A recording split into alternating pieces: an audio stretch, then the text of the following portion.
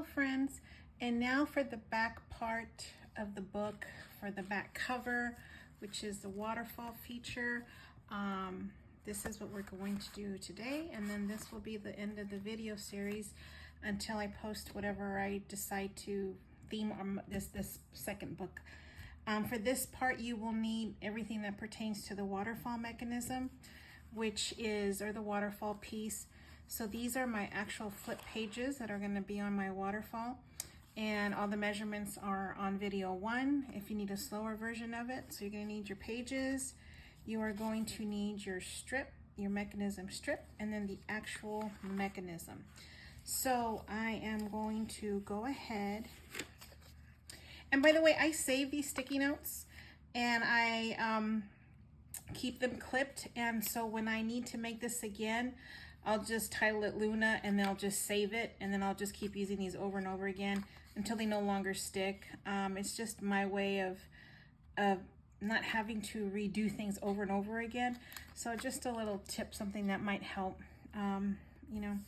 All right, so now we're going to fold on all of our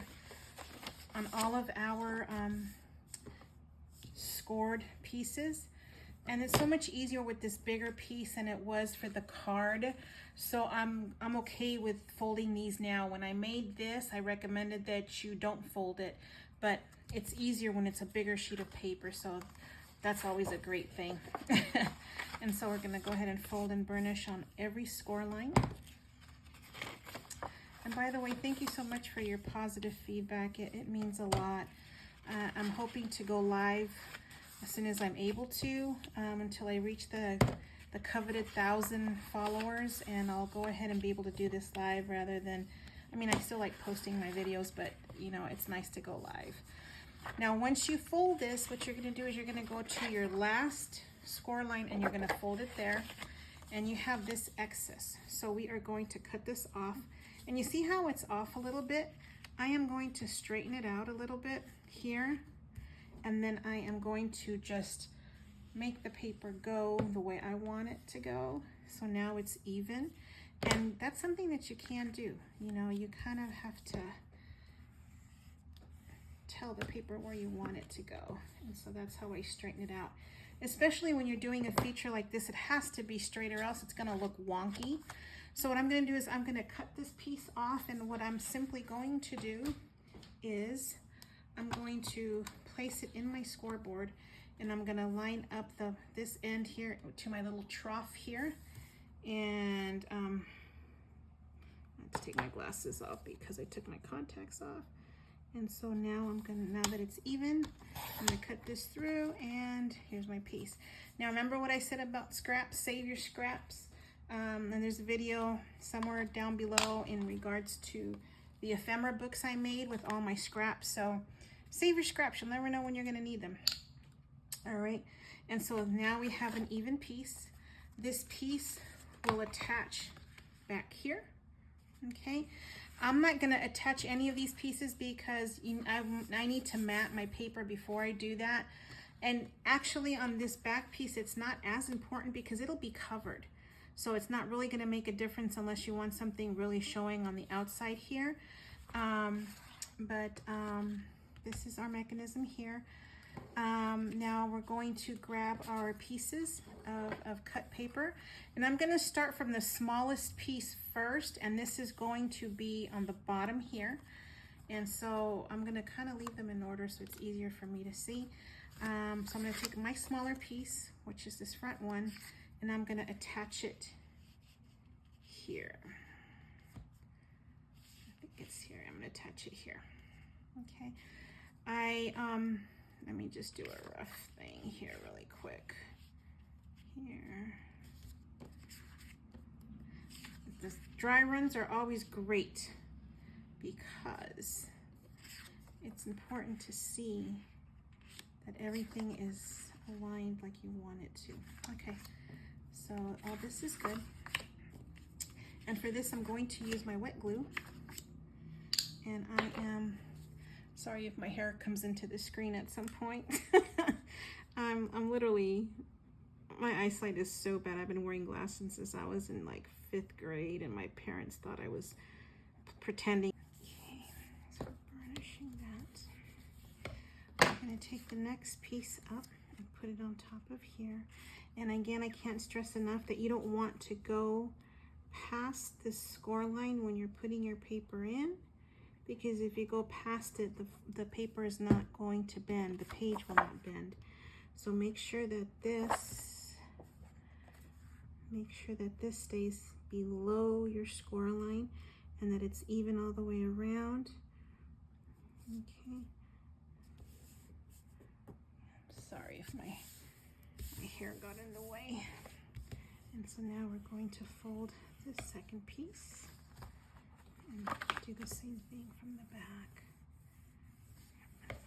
Okay, now we're going to go into our third piece, which is going to go here within your lines here.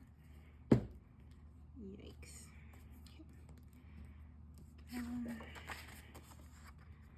And again, just below your score line, before you press down, make sure that it's even from top to bottom, because you want it to be even, because when you mat it, you don't want it to be off. I'm sure there's other ways to do waterfalls, but this just is what's easy for me. So please, you know, do homework if you need to find a tutorial out there that helps you better or explains it better, because God knows I'm not the only one that's done this, and there's people that have been doing this a lot longer than I have. And so there's so many ways out there, so many ways. It's a beautiful thing. And so this is going to go here.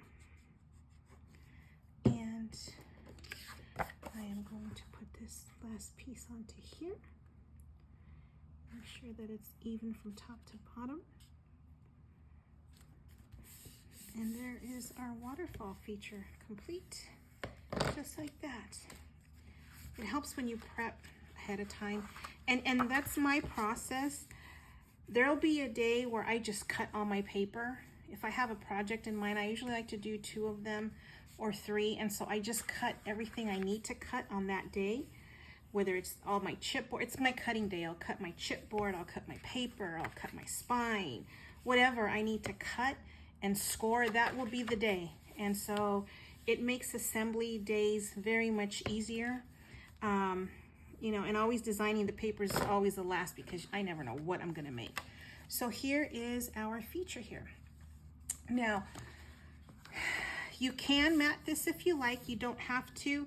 I may not, because it's going to be covered anyway, because on here, you don't really get to see a whole lot of it, unless you're gonna lift this page up, but nobody will.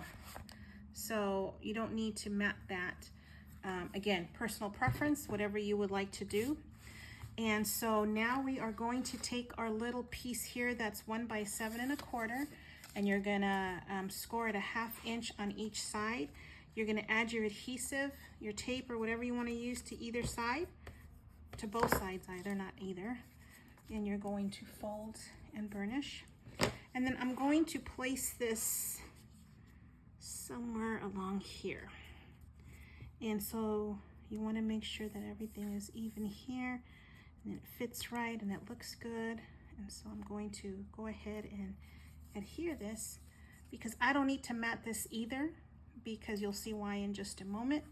And as my safety precaution, a little bit of wet glue here and here. Make sure I get the corners, it's very important. And so now for this, I want to make sure that it's even on both sides. I'm gonna lift this a little bit so that I can see. You want it from end to end. I want to make sure it's straight, and so end to end. And now you have your little strip where your mechanism is going to slide into. Some glues, like if you were to use the Fabri-Tac glue, you might let it need to sit for a while before it sets.